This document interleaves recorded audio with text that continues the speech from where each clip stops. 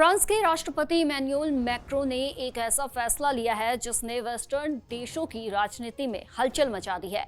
Macron ने ऐलान किया है कि फ्रांस इस साल सितंबर में यूनाइटेड नेशंस जनरल असेंबली के मंच से फिलिस्तीन को एक स्वतंत्र राष्ट्र के रूप में मान्यता देगा। मैक्रों ने इस फैसले की जानकारी सोशल मीडिया प्लेटफॉर्म एक्स पर शेयर की और फिलिस्तीनी अथॉरिटी के राष्ट्रपति महमूद अब्बास को लिखे एक पत्र को भी पब्लिकली दिखाया। फ्रांस, जो यूरोप की सबसे बड़ी यहूदी और मुस्लिम आबादी वाला देश है, ऐसा करने वाला पहला प्रमुख वेस्टर्न नेशन होगा। कम से कम 142 देश अब फिलिस्तीनी देश को मान्यता देने की योजना बना रहे हैं। अब तक ये कदम आमतौर पर छोटे देशों की ओर से उठाया गया था, इसलिए ये एक बड़ा कदम होगा क्योंकि फ्रांस इस तरह के कदम की घोषणा करने वाला सबसे शक्तिशाली यूरोपीय राष्ट्र होगा। ऐसे में फ्रांस का ये कदम वैश्विक स्तर पर एक मजबूत संकेत माना जा रहा है। इस फैसले पर इजरायल और अमेरिका दोनों ने कड़ी प्रतिक्रिया दी है। इजरायली प्रधानमंत्री बेंजामिन नेतन्याहू ने फ्रांस के इस कदम की निंदा की।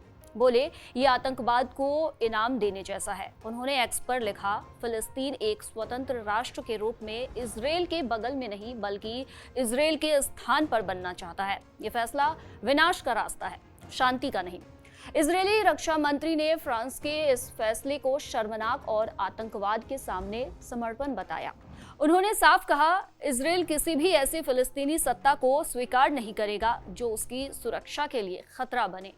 अमेरिकी विदेश मंत्री मार्को रूबियो ने भी फ्रांस की योजना को खारिज करते हुए कहा, ये एक गैर जिम्मेदार फैसला है जो हमास की प्रोपेगेंडा को और मजबूत करता है। बता दें, इससे पहले कनाडा ने भी इजरायल को शांति की दिशा में आगे बढ़ने का निवेदन किया था। प्रधानमंत्री मार्क कार्नी ने गजा में बिगड़ती मानवीय स्थिति के लिए इजरायल की आलोचना की थी।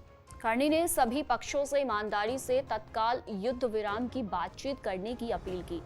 उन्होंने हमास से बंधकों को तत्काल रिहा करने और इजरायल से वेस्ट बैंक और गजा की क्षेत्रीय अखंडता का सम्मान करने की मांग की। वहीं अमेरिका पहले ही चेतावनी दे चुका है कि फिलिस्तीन को एक तरफा मान्यता देना उसकी विदेश नीति के खिलाफ होगा और इसके गंभीर परिणाम हो सकते हैं। डोनाल्ड ट्रंप ने भी दो राष्ट्र समाधान पर संदेह जताया था और फरवरी में गजा को अमेरिका की ओर से टेक ओवर करने का प्रस्ताव दिया था, जिसे ह्यूमन राइट्स ऑर्गेनाइजेशंस, अरब वर्ल्ड्स, फिलिस्तीनियों और यूनाइटेड नेशंस ने एथनिक क्लिंजिंग की योजना कहकर खारिज कर दिया था। एथनिक क्लिंजिंग, जिसका मतलब है किसी पर्टिकुलर क्षेत्र से जातीय, नस्लीय या धार्मिक समूहों को जबरन हटाने की प्रक्रिया। बता दें, मैक्रो महीनों से फिलिस्तीन को मान्यता देने के पक्ष में आवाज उठा रहे थे ताकि टू स्टेट सॉल्यूशन की कॉन्सेप्ट को जिंदा रखा जा सके। भले ही उन पर ऐसा न करने का इंटरनेशनल प्रेशर था। गजा पट्टी में युद्ध और मानवीय संकट चरम पर है। ऐसे में फ्रांस का ये कदम भले केवल एक प्रतीकात्मक कदम होगा, लेकिन उसका फिलिस्तीन को मान्यता देना इजरायल पर एक्स्ट्रा डिप्लोमेट दबाव डालेगा। वहीं मैक्रो का ये बयान गजा में जारी इजरायली मिलिट्री ऑपरेशन और वहां बढ़ती भूखमरी पर दुनिया भर में बढ़ते गुस्से के बीच आया है।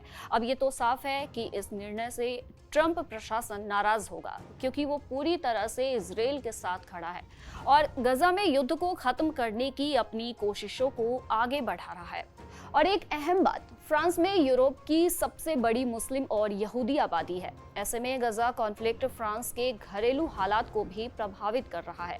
सड़कों पर विरोध प्रदर्शन, समुदायों में तनाव और सरकार की नीति पर भी सवाल उठते रहे हैं।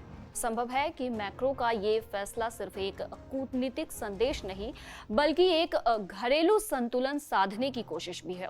अब देखना ये होगा कि सितंबर में यूएन जनरल असेंबली के मंच पर फ्रांस का ये कदम मिडिल ईस्ट की राजनीति को किस दिशा में मोड़ता है।